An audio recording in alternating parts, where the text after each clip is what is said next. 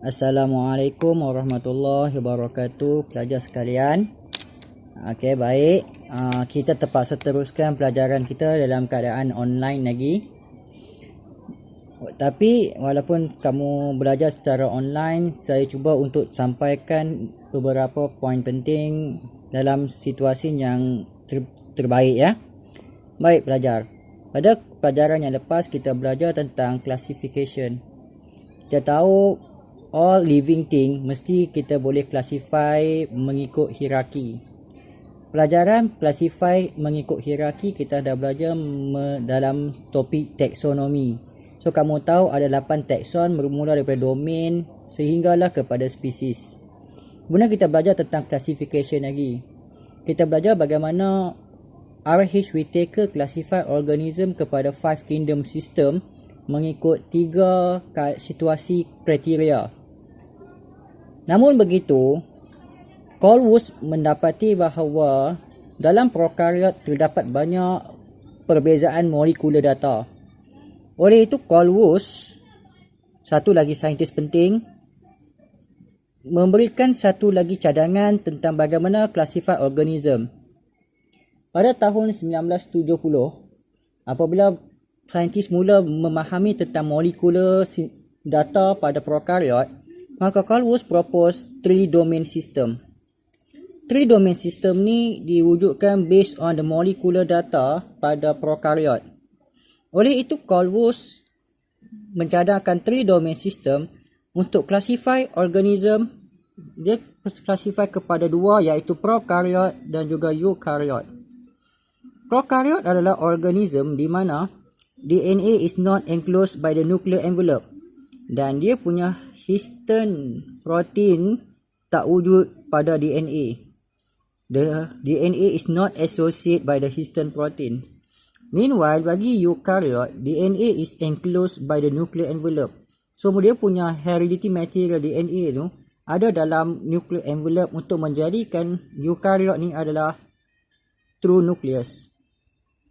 Dan ditambah pula, DNA-nya ada itu associated by the histone protein. Bagi prokariot, Colwood mendapati berdasarkan molekular data, dia boleh dibahagikan kepada 2 domain. The first one, prokariot under domain bacteria. Organism ini kita panggil the bacteria. Yang kedua, prokariot ini diklasifikasikan kepada domain archaea. Please careful pada ejaan archaea ya. Archaea. Archaea. Ramai orang salah eja dekat sini. So, domain archaea ini adalah prokariot. Namun, prokariot ini wujud dalam situasi di mana dia boleh hidup dalam extreme environment. Saya tak gemar kamu sebut dia sebagai bakteria ya. Kamu panggil dia prokariot. Prokariot live in the extreme environment. Prokariot ini dipanggil sebagai archaea. Dan mana-mana organism yang mempunyai true nucleus include under domain eukarya. So, baik kita perhatikan sekali lagi ada berapa domain? Domain bakteria, domain archaea, domain eukarya. Bagaimana kita membezakan atau kita membandingkan kesemua ketiga-tiga domain ini? Yang pertama sekali saya gemar kamu compare dia dalam aspek cell wall. Banyak comparison tapi saya pilih beberapa comparison saja. Yang pertama saya nak kamu compare dalam aspek cell wall. The prokaryote under domain bacteria yang kita panggil sebagai bacteria, they have a cell wall made up from peptidoglycan. Ini bahan yang membina cell wall dia, peptidoglycan ini ya. Dan untuk archaea, dia punya cell wall dihasilkan bukan daripada peptidoglycan. The cell wall is not made up from peptidoglycan.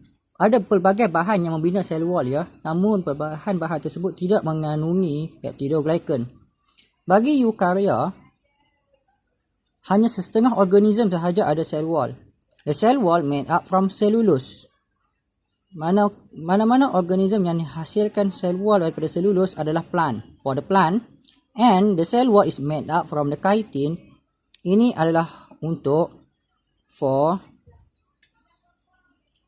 fungi.